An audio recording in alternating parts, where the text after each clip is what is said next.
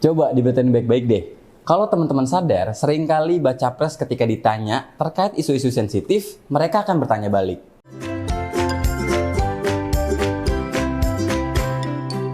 Pertama, saat Ganjar ditanya sama mahasiswa pada kuliah kebangsaan di Universitas Indonesia. Ya, tadi intinya saja ya Pak, apakah Bapak tetap menjadi petugas rakyat atau petugas partai? Itu saja, terima kasih. Novel, kamu mengikuti saya selama 10 tahun jadi gubernur? Saat itu, mahasiswa bernama Novel bertanya, jika Bapak terpilih sebagai Presiden RI ke-8, apakah Bapak menjadi petugas rakyat atau petugas partai? Lantas Ganjar menjawab, Novel, kamu mengikuti saya selama 10 tahun jadi gubernur. Menurut kamu, saya petugas siapa?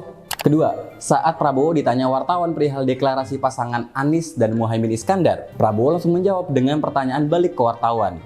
Disuruh siapa kamu tanya seperti itu?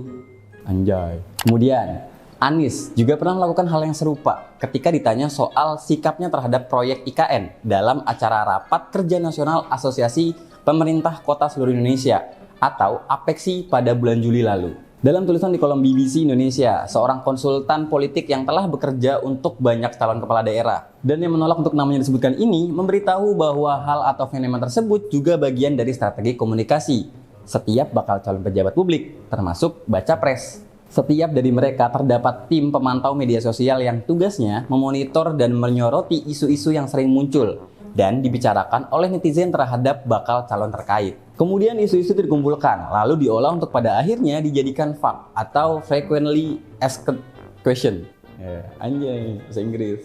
Fact tersebutlah yang bisa digunakan untuk menjadi panduan bagi baca pres ketika ditanya pertanyaan-pertanyaan atau isu sensitif. Apalagi ketika bakal calon ini mendapatkan pertanyaan sensitif dalam kondisi belum memiliki jawaban khusus atau pertanyaan sensitif tersebut baru pertama kali ia dapatkan. Banyak dari tim khusus konsultan merekomendasikan untuk melakukan strategi bertanya balik. Menurut Lely Aryani, seorang pakar komunikasi politik, kebiasaan seorang atau politisi melakukan bertanya balik merupakan suatu strategi yang muncul ketika dihadapi pertanyaan yang memiliki potensi merendahkan kapasitas mereka atau menodai citra ideal yang sedang dibangun tokoh atau politisi terkait. Bagi politisi, hal tersebut dilakukan untuk menjaga kredibilitas mereka. Tidak hanya itu, biasanya mereka belum memiliki jawaban yang mereka rasa tepat dan dapat menguntungkan langkah politik mereka.